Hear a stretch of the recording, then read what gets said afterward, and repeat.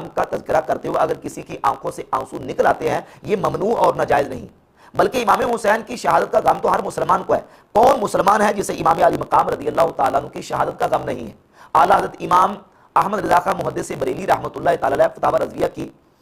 24ویں جلد میں تحریر فرماتے ہیں کہ کون سا سنی ہوگا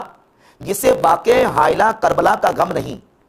یا اس کی یاد سے اس کا دل محزون اور آنکھ پر نم نہیں۔ ہاں مصائب میں ہم کو صبر کا حکم فرمایا ہے، جزا فضا کو شریعت منع فرماتی ہے، اور جسے واقعی دل میں غم نہ ہو اسے جھوٹا اظہار غم ریا ہے، اور قصداً غم آوری و غم پروری خلاف رضا ہے۔ جسے اس کا غم نہ ہو اسے بے غم نہ رہنا چاہیے، بلکہ اس غم نہ ہونے کا غم چاہیے کہ اس کی محبت ناقص ہے، اور جس کی محبت ناقص اس کا ایمان ناقص، واللہ تعالی اعلم۔ یعنی یہ نہیں کہ کسی کو امام حسین کی شہادت کا غم نہ ہو، غم تو ظاہر ہے کہ ہر سنی مسلمان کو ہے، لیکن اس غم کو منانے کا ایسا کوئی طریق اور انداز اختیار کرنا،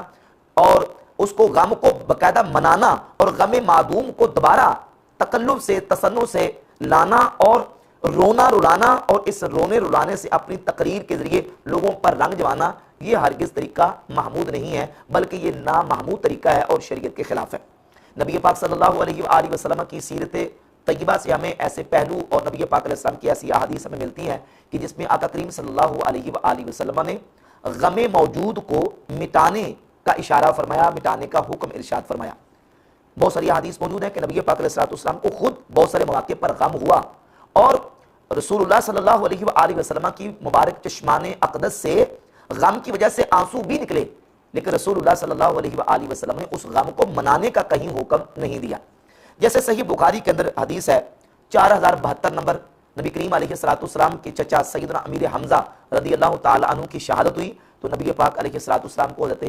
امیر حمزہ رضی اللہ تعالیٰ عنہ کی شہادت پر بہت زیادہ غم ہوا۔ اسی طرح صحیح بخاری کے اندر 1284 نمبر حدیث ہے، رسول اللہ صلی اللہ علیہ وآلہ وسلم کی بیٹی سیدہ زینب رضی اللہ تعالیٰ عنہا کے بیٹے، ان کے انتقال کا وقت قریب تھا۔ سیدہ زینب رضی اللہ تعالیٰ عنہا نے نبی پاک علیہ السلام کی بارگاہ اقدس میں پیغام بھیجا، حضور صلی اللہ علیہ وآلہ وسلم اپنے صحابہ سمیت حضرت زینب رضی اللہ تعالیٰ عنہا کے بیٹے کو دیکھنے کے لیے گئے۔ بالکل ان کا سکرات کا عالم تھا، اور صحابہ کہتے ہیں کہ ایسے ان کی آواز تھی وفات کے وقت جیسے پانی مشکیزے سے کھڑک رہا ہوتا ہے، ایسے ان کی آواز آ رہی تھی، تو نبی پاک علیہ السلام کی چشمان مبارکہ سے آنسو جاری ہو گئے، حضور مغموم ہوئے۔ رسول اللہ صلی اللہ علیہ وآلہ وسلم جب غمگین ہوئے تو حضرت سعد رضی اللہ تعالیٰ عنہ نے عرض کی، یا رسول اللہ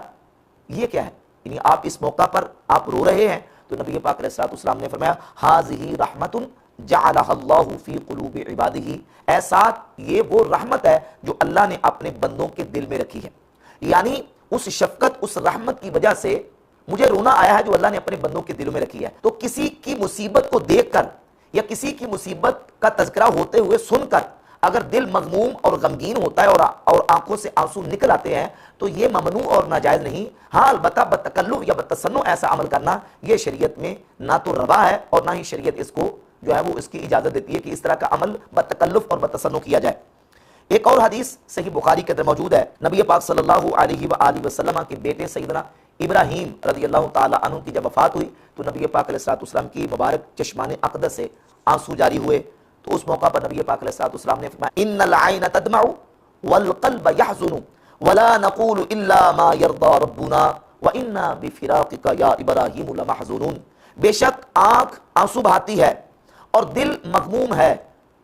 اور ہم نہیں کہتے مگر وہ جس پر ہمارا رب راضی ہے، اور ابراہیم تمہارے فراق پر ہمارا دل مغموم ہے۔ نبی پاک علیہ السلام حضرت ابراہیم اپنے بیٹے کے وصال پر روئے بھی، حضور کی آنکھوں سے آنسو بھی جاری ہوئے، لیکن نبی پاک علیہ السلام فرماتے ہیں ہم اتنی بات کہتے ہیں جس پر ہمارا رب راضی ہے، یعنی ہماری آنکھوں سے آنسو نکلتے ہیں، لیکن رسول اللہ صلی اللہ علیہ وآلہ وسلم نے زبان سے کوئی کلمہ کہنے کی اجازت نہیں دی۔ اسی طرح صحیح بخاری کے اندر 1304 نمبر حدیث ہے،